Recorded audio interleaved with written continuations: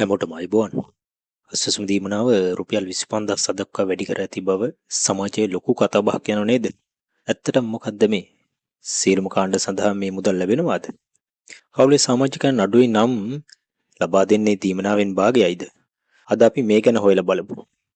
අස්සසුම් දීමනාව රුපියල් 25,000ක් දක්වා විශාල ලෙස වැඩි කිරීමක් සිදු කර ඇති බවට සමාජයේ මේ වන විට ප්‍රබල කතාබහක් යනවා.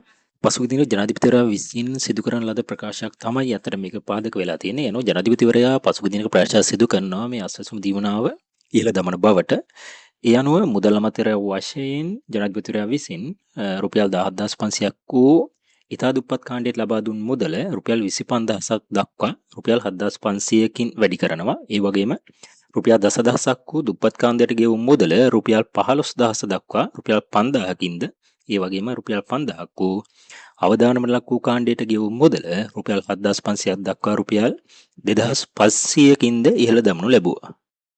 බොහෝ පිරිසක් හිතාගෙන ඉන්නවා මේක දීර්ඝකාලීනව ලබා දෙන දීමනාවක් කියලා. නමුත් ඒක එහෙම නෙමෙයි. ජනාධිපතිවරයා පවසන පරිදි මේක අප්‍රේල් මාසය සඳහා පමණක් ලබා දෙන ලද සහනයක්. මොකද මේ අවස්ථාවේදී ගෝලීය පවතින යොද ගැටුම් හේතුවෙන් මේ ඉන්ධන මිල, ආහාර මිල ආදී අත්‍යවශ්‍ය දෑ ලංකාව තුල ඉතා විශාල වශයෙන් ඉහළ ගිහිල්ලා තියෙනවා. මෙන්න මේ තත්ත්වයන් නිසා දුප්පත් කාණ්ඩයේ මිනිස්සුන් බොහෝ වෙලාවට මේ අපහසුතාවයට පත් වෙලා තියෙනවා.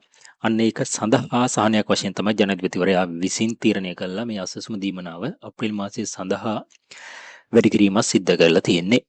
අස්සසුම දීමනාව ලබා ගන්න සමාජිකයන් නම් ඔබ දැනටවත් දන්නවා පවුලේ සමාජිකයන් දෙදෙනා හෝ ඊට අඩුයි නම් ඔබට හම්බෙන්නේ අස්සසුම දීමනාවෙන් භාගයයි. සමාජික සංඛ්‍යාව 3 දෙනා හෝ ඊට වැඩි නම් තමයි සම්පූර්ණ ගානම හම්බ වෙන්නේ. නමුත් මෙන්න මේ වැඩි කරපු මුදල මේ සමාජික සංඛ්‍යාව නොසලකා හැර ඒ සම්පූර්ණ මුදලම ලබා දෙන බවට තමයි දැනට තොරතුරු සඳහන් වෙන්නේ. ඒ අනුව පවුලේ සමාජික සංඛ්‍යාව නොසලකා ඔබට මේ වැඩි වූ මුදල ලබා දෙනු ඇති.